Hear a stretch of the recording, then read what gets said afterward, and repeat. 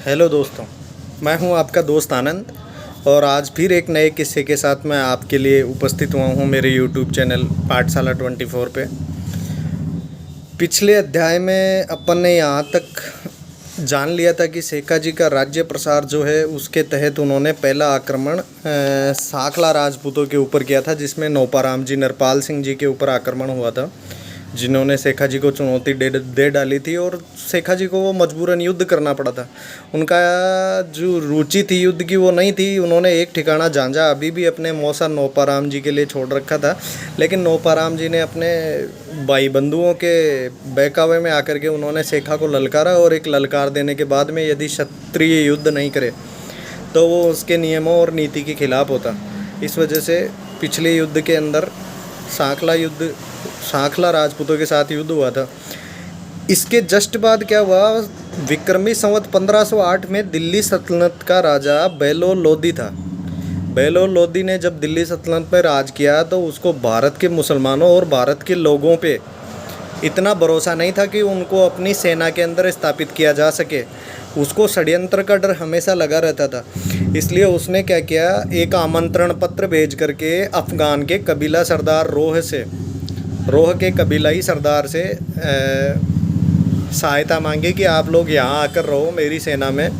और उसने बाकायदा दिल्ली और उसके आसपास के राज्यों में भी ऐलान करवा दिया था कि जो कोई अफ़गान से आने वाले कबीलों को शरण देगा, उनको भाई की तरह मानेगा, तो वो दिल्ली सल्तनत की छत्रछाया में रहेगा, उसको कोई नुकसान होने की संभावना नहीं। तो ऐसे ही एक दल दिल्ली के लिए रवाना हुआ अफ़गान से रोह के कबीलों का। और जब बेलो लोदी के पास में इतनी सेना के लिए रसद सामग्री और रखने के लिए जगह नहीं थी, तो वो वापस लौट रहे थे तो उस कबीले के सरदार के मन में इच्छा हुई कि क्यों न जाते जाते, नज़दीक से गुजर रहे हैं अपन इस रास्ते से, तो जाते जाते अपन अपने पीर बाबा बुरहान चिश्ती के दर्शन करते हुए चले। इस दर्शन के उद्देश्य मात्र से वो बाबा पीर के पास आए, जिनका नाम बुरहान चिश्ती था, शेख बुरहान चिश्ती, जिसके आशीर्वाद से शेखा का जन्म हुआ था। तो उन्होंने आकर के अपने कबीलाई सरदार ने पीर बाबा के मन्नत मांगी और उनको बताया कि ऐसी ऐसी समस्या से हम आए थे और ये हो गया, अभी हम वापस जा रहे हैं अफ़गान के लिए। तब अपने अनुयायियों को ऐसे देखते हुए शेख बुरहान चिश्ती ने उपाय सोचा कि इनको काम की ज़रूरत है और शेखा जी को सेना की, और ये सेना में शामिल होने के लिए ही तो यहाँ पे आए हैं। इन दोनों को मिला दिया जाए, शेखा को बोल दिया जाए कि ये सेना में शामिल कर लिया जाए इनको, और इनको बोल दिया जाए कि तुम यहाँ पे आराम से रहो शेखा की सेना में, वहाँ से सब आपका खर्चा शेखा जी की सेना की तरफ से होगा। ये सब बातें होने के बाद शेख बुरहान चिश्ती ने शेखा जी को अपने मज़ार पे बुलाया और उनको बताया कि ऐसे ऐसे एक दल आया हुआ है अफ़गान से, अपने को सेना की ज़रूरत है, उनको क्यों ना अपनी सेना में रख लिया जाए, और आमेर जैसे प्रशासन के ख़िलाफ़ या किसी भी बड़ी रियासत के ख़िलाफ़ युद्ध करने में अपने को सेना की आवश्यकता तो है ही। ये ऐसे सोच के शेखा जी ने उनको अपनी सेना में शामिल करने का विचार कर लिया। अब शेख बुरहान चिश्ती को ये डर था कि इनके अंदर आपस में कभी षड्यंत्र या लड़ाई या आपस में कोई उपद्रव नहीं हो जाए। इसके लिए उन्होंने क्या किया, एक अहदनामे पे हस्ताक्षर करवा लिए। अहदनामे की कुछ शर्तें मुख्य थी, वो इस प्रकार थी कि जो भी पन्नी पठान आए हुए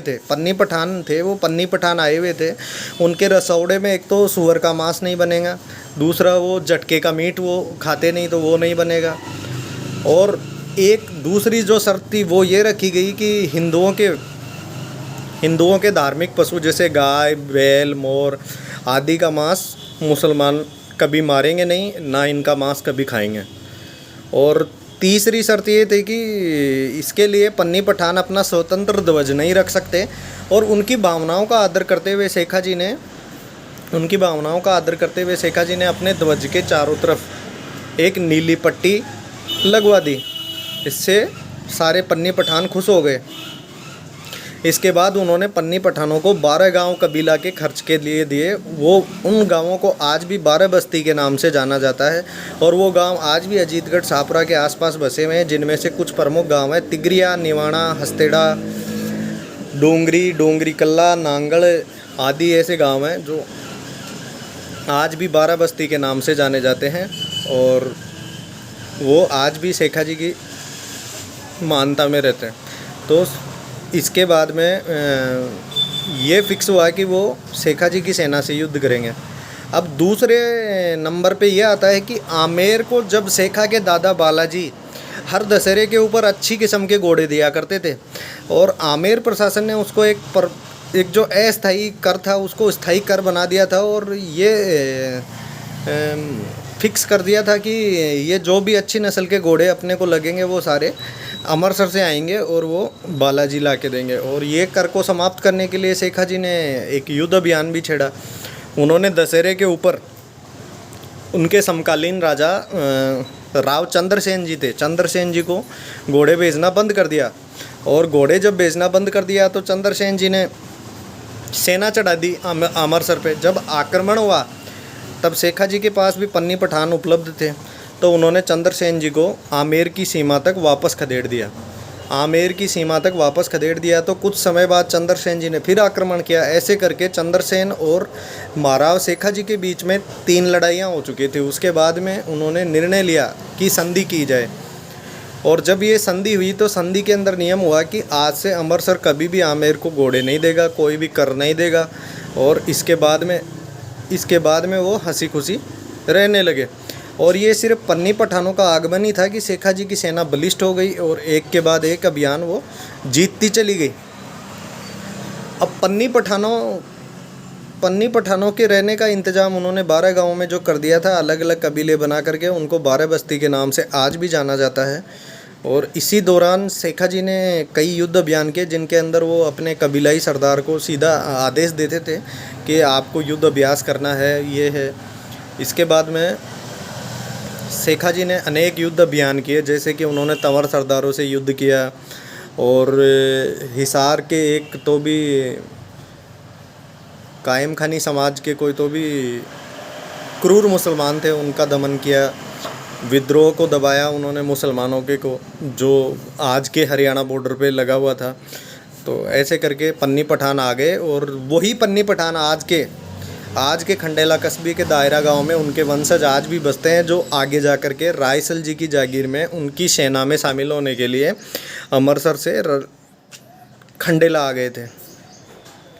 इसके अगले हिस्से में अपन अगले पार्ट में पढ़ेंगे इनके जो दूसरा अंक होगा उसके बारे में। तब तक के लिए नमस्कार, मैं हूं आपका दोस्त आनंद और आप मेरे चैनल को लाइक, शेयर और सब्सक्राइब करते रहिए। पाठशाला 24। आपको इतिहास के अगर रोचक किस्से अच्छे लगते हैं, अपने लोकल शेखावाटी के किस्से अभी मैंने चालू किए हैं। इसके बाद में धीरे धीरे अलग अलग रियासतों के किस्से भी मैं आपके सामने लेकर आऊँगा। रोज़ एक छोटा किस्सा या कहानी समझ के चलिए वो आपके सामने लाता रहूँगा। आप खाली मुझे सपोर्ट करें, लाइक, शेयर और सब्सक्राइब कीजिए। तब तक के लिए नमस्ते, जय माता जी के।